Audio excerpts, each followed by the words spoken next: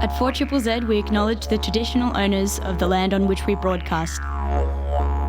We pay our respects to the elders past, present and emerging of the Turrbal and Jagera people. We acknowledge that their sovereignty over this land was never ceded. And we stand in solidarity with them.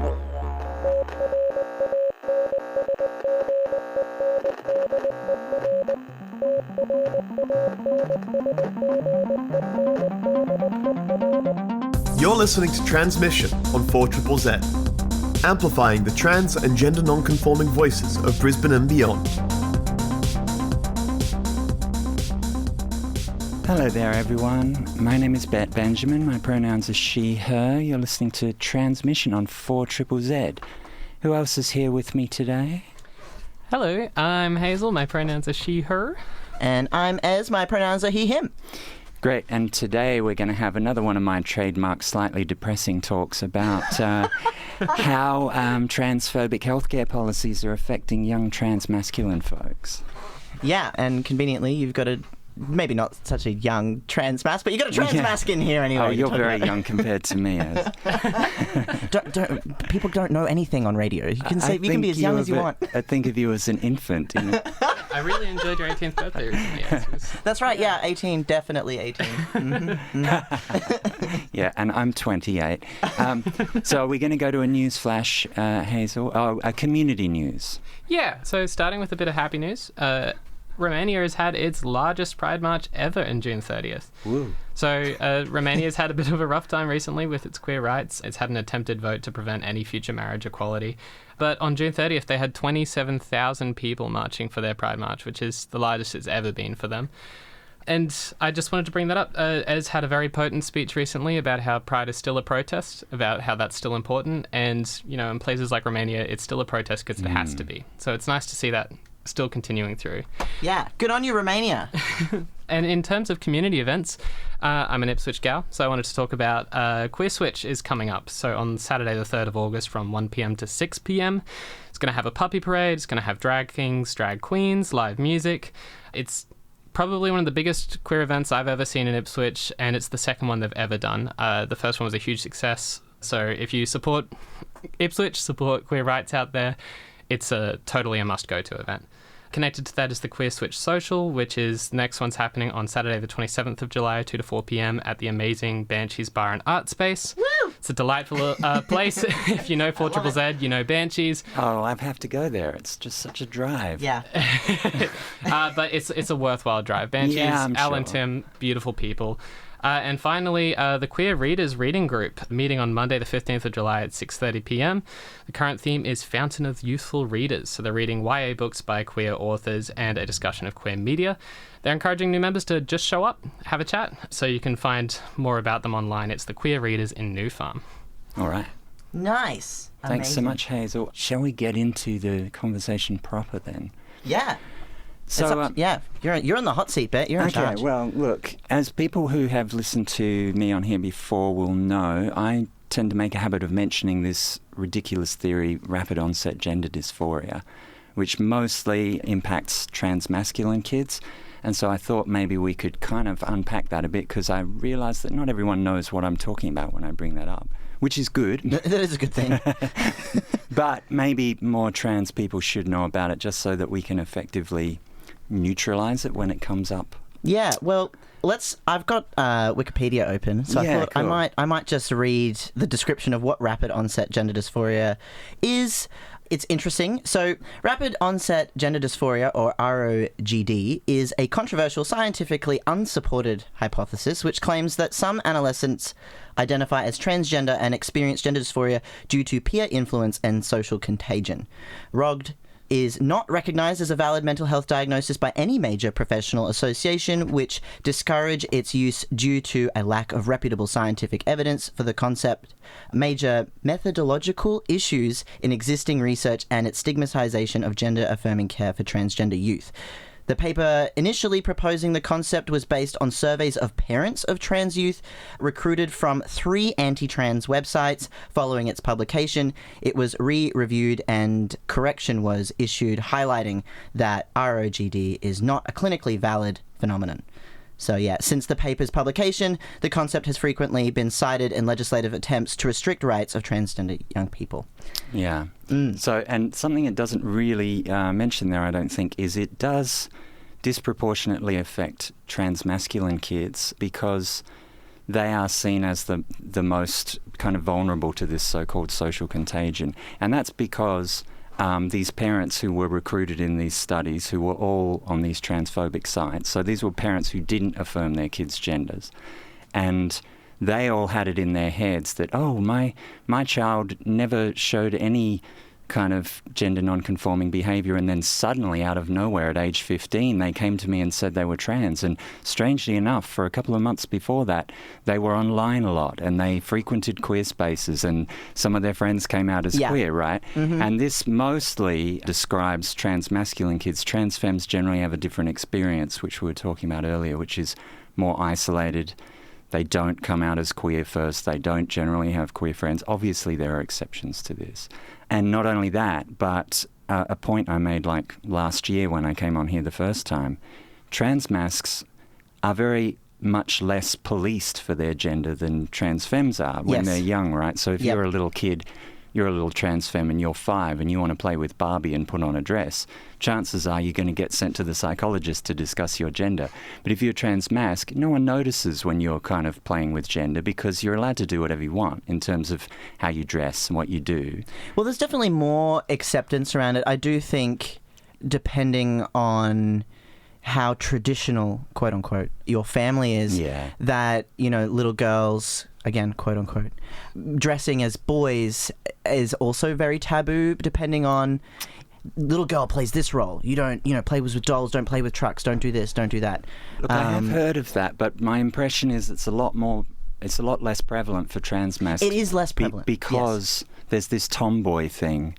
So like a common anti-trans narrative will be, oh, when I was a child, you could just be a tomboy and no one would try to trans you. Do you know what I mean? And so-called tomboys have been around for like a good 50 years or more. So that's kind of accepted. But the only corresponding thing for a trans femme is, and I'm saying this heavily in quotation marks, a sissy, right?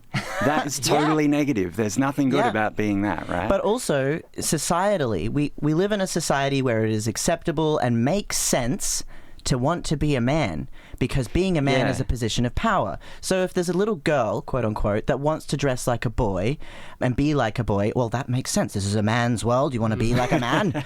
And then if it was the opposite, so a little boy, quote unquote, dressing like a girl, why would you do that? Because that's less powerful role to play. So then there's a lot more stigma around that.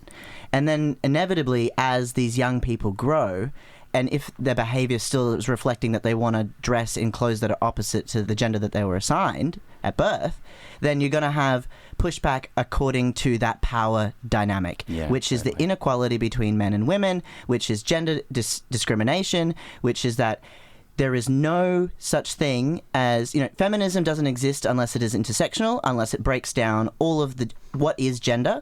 And, you know, when you have men against women, trans people are going to be oppressed. It's very simple. Because for me, I moved from a position of being a woman into the position of being perceived as a man, and I have now stepped into privilege. I have stepped into a kind of privilege. I'm still traumatized from my lived experience as a woman, and for trans women, particularly if they've been presenting quite masc most of their life, and then to transition, they're stepping away from privilege and into womanhood.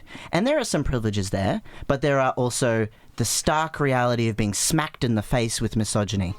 And that's not something that you can see until you cross that threshold. It just doesn't exist until you see it and experience it yourself. Tell me about it. I think also it's kind of interesting too that there's, you know, in what you're saying as well, that like being a man is a position of power, it's something that people respect.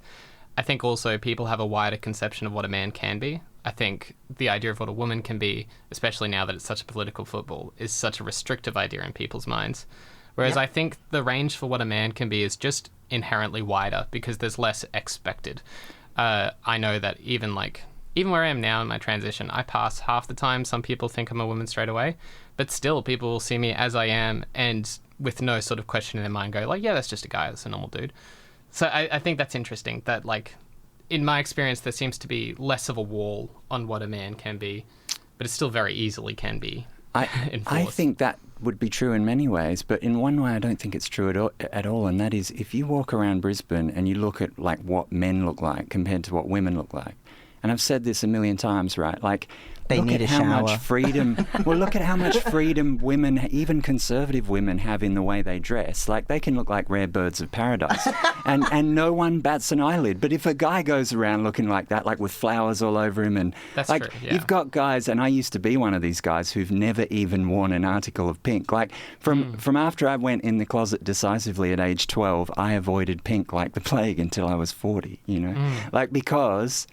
In my mind, like I couldn't go there because it would be giving too much away about my gender. So, Right. but in other ways, obviously, like professionally, men have so much more reach in terms of what they can do. Men can get away with being a lot less. Like, the bar is a lot lower. The bar is really low, and I have people compliment me, say things like, "Oh, Ez, you always dress so nice, you always smell so nice, you always look so nice," and I'm like, "Yeah, because I shower and put on cologne and." I just throw on things because clothes are made of squares, which emphasize the square of the shape that I'm putting on my body, and everything is made for this. So it's really easy to hit that benchmark. It's a low bar, really. Yeah. But then when I go to, like, you know, maybe I'll put more effort in, people think that I'm a young man who cares about my appearance and maybe I'm gay. Yeah. And it's kind of like, well, right. no, I just have basic hygiene.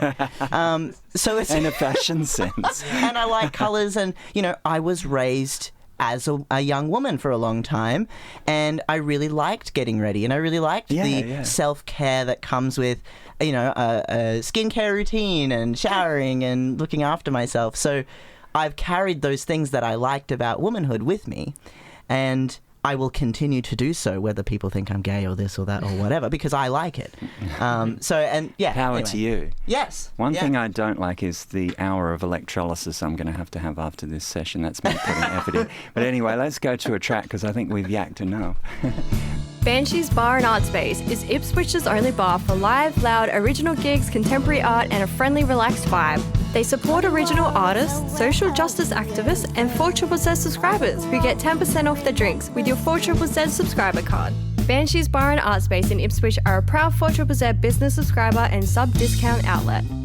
Hi everyone, it's Bette and you're listening to Transmission on 4ZZZ. My pronouns are she, her. I'm Ez, I use he, him.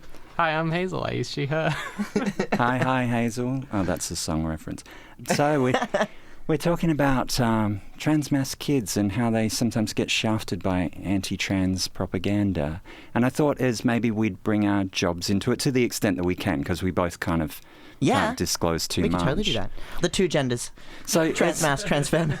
You started a job recently, which sounds like such a lovely job to have. Yes, yeah. I'm working with Open Doors Youth Service, which provides supports for LGBTQA+ young people in Queensland. And so my role is meeting a lot of young trans people, vulnerable young queer folk, and helping them find support, whether that be counselling or casework or social groups and things like that. Well, firstly, that's completely awesome and congratulations. Yeah, but thank you. Secondly, you made the point to me that you were surprised, A, that like it's almost all trans kids now, apparently. It's not queer kids so much anymore as a whole. And two, that it's mostly or almost all, I can't remember, Transmascs and NB So it's AFAB folks. 98% of the intakes are trans or gender diverse. Yeah, okay. And this is an LGBTQA+ support service for youth, so 12 to 24, and 98% of them identify as trans or gender diverse. And how many would you say were assigned female at birth? There's quite a lot of transmascs. I would say, I don't know, I've only been in the role for a little bit, but there's probably around the 80% mark. Yeah, right. Yeah. Yeah, because, look, just before I go on, I'll just mention I'm a disability support worker. I work with pretty much trans and non-binary folks from age 14 to 30 over the last couple of years. I'm open to other ages, but that's just how it's kind of panned out.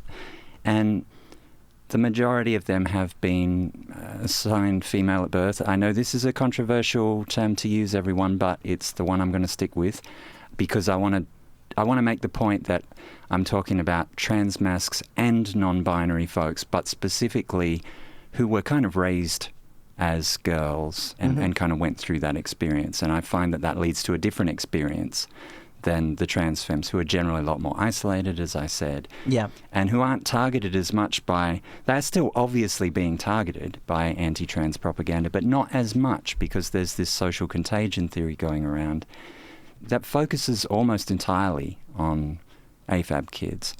And part of the reason why that is because of what you're talking about, that there are suddenly a lot more AFAB kids turning up at gender clinics and at support services around being trans than there ever... I mean, we're talking like in the 20th century, they were a minuscule part of the patient cohort. Yeah.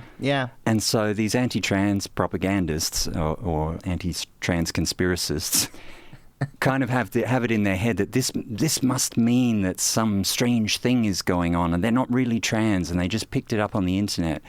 But I wanted to kind of go through maybe some of the reasons why that might have happened, why there might be more Transmascs turning up than ever before. Well, I wondered if you had any thoughts around that. It's hard because it's all theory and it's all... It is. It's all based off of like my experience and my thoughts. So I will start with...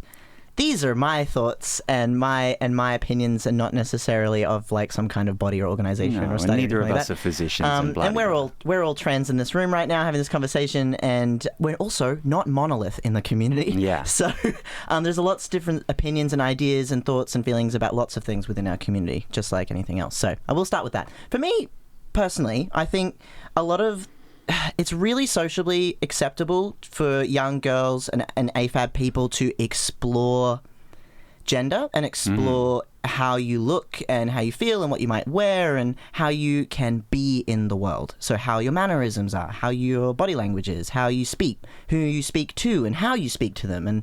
And so women have been, and AFAB people have been gaining equality and more liberation throughout all the different stages of the feminist movements.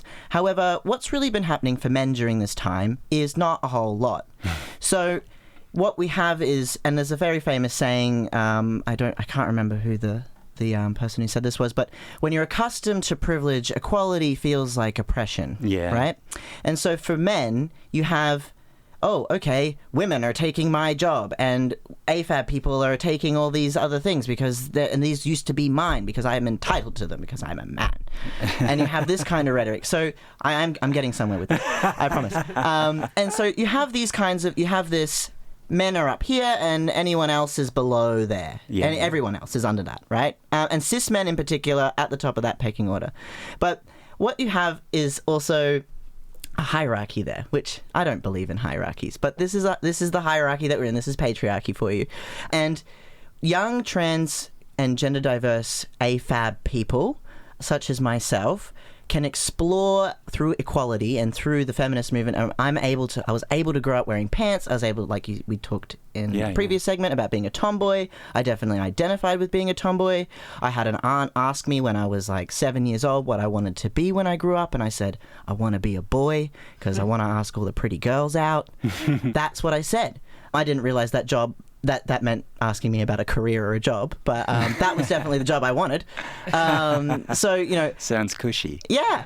And I didn't have any representation for what a trans person looked like. I don't even think I really knew what trans was until I was in my teens. And then I didn't even really understand what gay was until I was around the same time when people were calling me that and I didn't know what it was. And so all these things I was allowed to explore because my mum's an active feminist in the community. My dad is a black man from another country who English is a second language, and he was a stay-at-home carer. My mum was the breadwinner. So I already lived in a very different world for 90s Brisbane. So me being a little different kind of probably made sense with the family dynamic that I had. So I was able to explore masculinity, and it was safe. Yeah. It was safe for me to do so. My dad didn't care what I was or what I am. He still doesn't care at all. Cool. He just knows that I'm his, and that's all that matters to him. So I'm able to explore all that. I'm also allowed to step into masculinity because it's a hierarchical thing of like, oh, you want to step up the pecking... Of course you do. That's a man thing, to want to step up the pecking order. But there's also other kinds of oppression that comes from that. So I'm still very traumatized from the experiences that I've had as being perceived as a woman, and so I will carry them with me for the rest of my life. I'm still scared to walk at night by myself. Yeah. Doesn't matter that I can grow a beard or what I look like or how many tattoos I have, which I have many. I still look over my shoulder because I'm literally hardwired that way now. That's interesting, just on a side note, because I never was hardwired that way, and I've walked around at night alone in cities all over the world that were not safe cities, and I was fine, but I would never do that now. Like, yeah, because, like you said, I stepped down in the pecking order. And it's terrible to say, step down, step up, and this sort of stuff. But I want to phrase it within the confines of patriarchy and this hierarchy, because that's the world we're currently living in, and this is the one we're trying to tear down. So, and we're trying to shift and change because it's not serving anyone. Men are oppressed, and when men are oppressed, trans women will be oppressed because the more AMAB, assigned male at birth people that are confined to that box. They're not allowed to step down, like you'd said. Yeah. That's scarier. And there's a lot more isolation there. There's actually higher suicide rates there for trans femmes because of that. Another thing is, so there is a misconception, by the way, going around that trans femmes suffer more violent assault than Transmascs do. And I found out recently that that's probably not true through a big study they did in America that showed that actually Transmascs suffer more assault, but it's domestic violence, right? Yes. So it's intimate partner violence, whereas trans femmes are more at risk in the street, because visibility. Visibility, and most trans femmes don't pass as well, especially if we didn't get hormones or puberty blockers as teenagers. And I think that's another big thing here is like you've got increased societal acceptance of trans people overall happening from about the late 90s, 2000 on. It kind of started to grow and grow, the acceptance. And there was a bit of a golden age there, probably until about 2015 of acceptance before this backlash really kicked in. And that's the kind of window that these transphobes are talking about, where suddenly we had all these kids turning up to gender clinics. And there were more Transmascs as well as trans femmes, but there were a lot more trans femmes. Oops, sorry everyone, correction. I didn't get any coffee that morning and didn't get good sleep. What I should have said was more Transmascs than trans femmes have been turning up to youth gender clinics. Thanks. And to me, it's partly increased visibility because, like you said, as a kid, you probably didn't even know that it was possible to be transmasc. I didn't even have a word for it. Trans wasn't a word that existed in my vocabulary. Yeah, well, I remember that, obviously, growing up in the 70s. But what I do remember is there was this concept. I mean, I had no concept that there was such thing as a trans kid, but I did know there were trans women. I would never have called them that. Back then, they called them female impersonators, right? Like, oh my God. But like, you probably didn't even know that there were so-called male impersonators. Well, like, the visibility for Transmascs was so low, even by 2000, and they can go invisible. That's partially. Well, that's right. So, and the other bit I wanted to bring up is, and Jack Turban, who's a great researcher around trans topics, he's a psychiatrist, I think, in America. He's got a theory that partly this is happening because Transmascs know now that if they go to the gender clinic, they've got a pretty good chance of passing within a year or two. Whereas trans femmes, it's going to be a lot harder because the medication and the medical options just aren't as powerful. But I'm not sure about that. That's his theory. But my theory is that, well, like safety concerns, like for trans femmes, there is this idea that we're all at risk of violence, and there's constant propaganda telling us that we're perverts and, that there are people issuing us death threats and shit like this. I think Transmascs are still, strangely enough, less visible, even though there's this larger numbers of them among young people, That's going to take a while to come through to the wider culture.